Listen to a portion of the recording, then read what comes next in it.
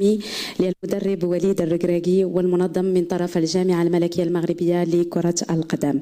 شعارنا الخالد الله الوطن الملك. يمكن لنا نبداو هذا الحفل التكريمي. غادي نطلب من رئيس الجامعة الملكية المغربية لكرة القدم السيد فوزي القجع وكذلك للمدرب وليد الركراكي أنهم يلتحقوا بالمنصة. فرنساوية باش نسالوها مزيان باش تفهموا ولا قلت شي حاجه بالدارجه ومن بعد تقولوا ما فهمتوهاش. دونك غتخدموا غترجموا شويه. Bon alors, je prends la parole aujourd'hui donc pour m'exprimer pour ma position au sein de l'équipe nationale.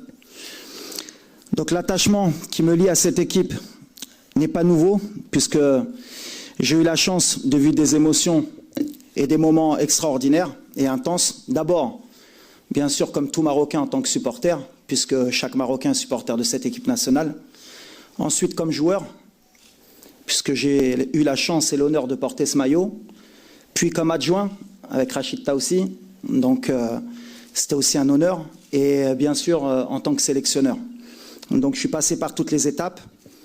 Et c'est vrai que quand j'ai eu la chance et l'opportunité de prendre cette équipe à 3 mois de la Coupe du Monde, quand le président m'a fait cet honneur, voilà, on savait qu'il y avait un groupe avec un gros potentiel, qui avait des quêtes de repères aussi, à qui il fallait donner un cadre, une identité de jeu et surtout renforcer la cohésion.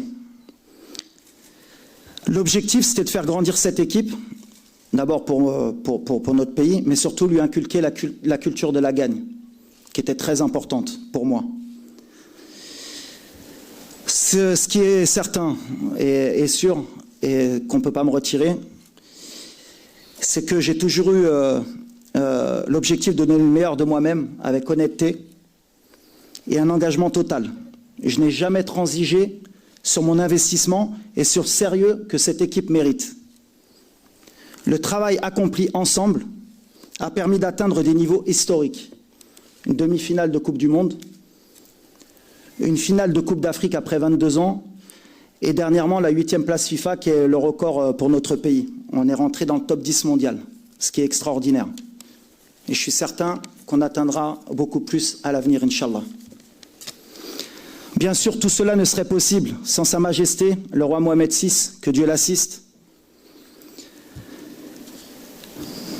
que je remercie sincèrement et respectueusement. La progression exceptionnelle du football marocain s'inscrit dans la vision éclairée, stratégique et ambitieuse portée par Sa Majesté. Les investissements dans les infrastructures et la modernisation de la gouvernance ont créé un environnement d'excellence. Cette stabilité institutionnelle a permis à la sélection nationale de viser plus haut et de s'installer durablement parmi les grandes nations. Dans le football de haut niveau, il existe des cycles.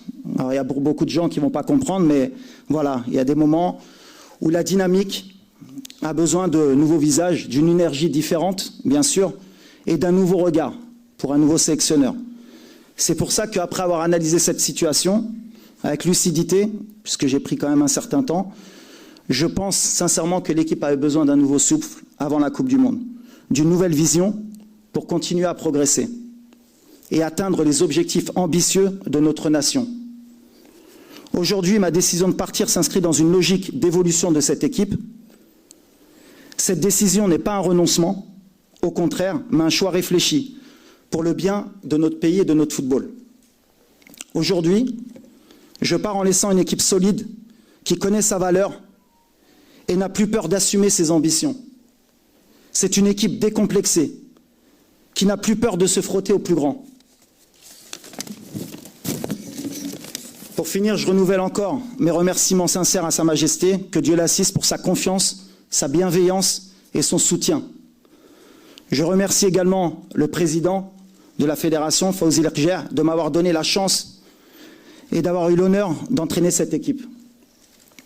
Je remercie bien sûr mon staff technique pour son dévouement et ils ont été exemplaires pendant ces 3 années et demie. Alors quand j'englobe le staff bien sûr technique, il y a aussi le médical, il y a toutes les personnes qui travaillent au sein de l'équipe, que ce soit à la nutrition, dans la coordination des voyages, de tout le monde, des chargés de matériel. Et j'oublie pas les membres fédéraux et les membres de la fédération, même l'administratif, parce que souvent on parle que des gens qui sont sur le terrain, mais il y a beaucoup de gens qui travaillent au sein de sa fédération en dehors et qui aident beaucoup pour le développement de notre football. Et bien sûr, et c'est le plus important, les joueurs. Sans eux, déjà, j'aurais pas eu la chance de faire ces performances. Ils ont défendu et porté ce maillot avec honneur, courage et dignité. J'ai été fier de leur engagement, et je suis fier de leur engagement, de leur discipline, et surtout de l'amour qu'ils ont pour ce pays, pour notre pays. Et j'englobe les gens qui sont nés au Maroc et les binationaux. On fait qu'un, à chaque fois je l'ai dit, et je serai intransigeant sur ça. Nous sommes tous Marocains, où qu'on est, on a ce sang marocain qui nous porte, et nos joueurs l'ont démontré pendant tout mon mandat. Ce que vous avez accompli, et ça c'est pour les joueurs, ça restera gravé à jamais. Et pour finir, bien sûr, les supporters, votre soutien, votre énergie ont été précieux.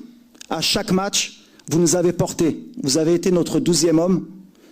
Je laisse derrière moi des supporters ambitieux et exigeants, mais légitimes dans leurs attentes. Maintenant, chaque supporter marocain attend le meilleur de cette équipe, et c'est logique. Je quitte mes fonctions avec loyauté, avec gratitude et avec fierté d'avoir servi mon pays. Le Maroc ne doute plus. Le Maroc s'est installé au sommet africain et parmi les grandes nations mondiales. Aish el Malik ou Dima Maghreb. تخرجوا ما تنسوش تابوناو في قناة أشكاين وتفعلوا الجرس باش يوصلكم الجديد في الحين. إذا عجبكم المحتوى بارتاجيوه مع أصدقائكم، ولمزيد من الأخبار تيليشارجوا تطبيق أشكاين من بلاي ستور وأب ستور.